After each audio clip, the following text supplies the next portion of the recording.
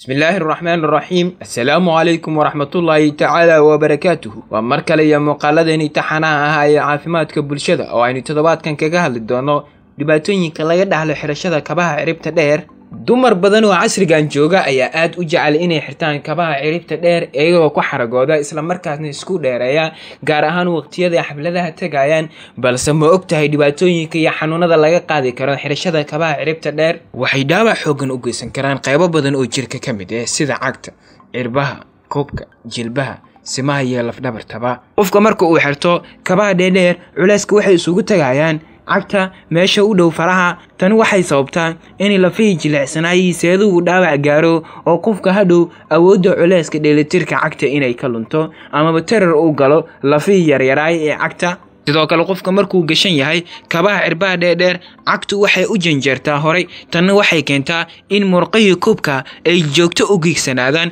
isla markaasna qulqulka dhiigga oo ku yaraado sidaas daraadeed dumarka si joogto ah u xirto kabaha dheer lugahoodu way ka dhuudhuuban yihiin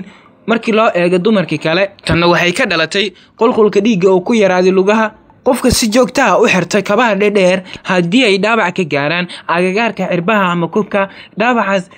si dhaqso ah uma bogsado taasna waxa u sababa qulqulka dhiigii oo ku yaraaday agagaarkaas sidoo kale qofka joogteeyo xirashada kabaha dheer waxa dhaawac soo gaara carjawda jilibka seedaha waxaa yimaado xanuunka riixa ee afka qalad loo yaqaano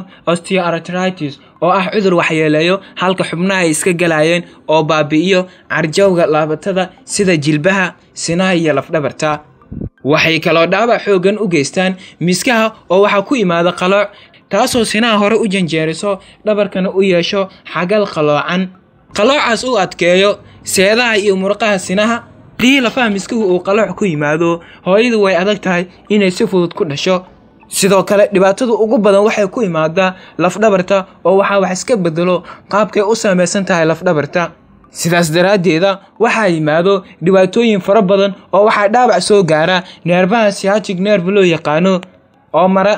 lafdhabarta meeshan ku dheh ama xagga hoose ugu wac qof walba oo jecesha inuu muuqaalkan uu ka faa'iideysto share gareyn fadlan subscribe leh YouTube channelkayga sidoo kale like leh page-kayga si aad u heshid talooyin caafimaad iyo cashiro cusub oo aan goor dhow soo gelin doono wixii su'aalaha iyo cudurrada aad doonaysid inaan ka soo hadlo waxay ugu soo diri kartaan emailkan intaas ayaan ku soo gabagabeynaya wassalaamu calaykum waraxmatullaahi ta'ala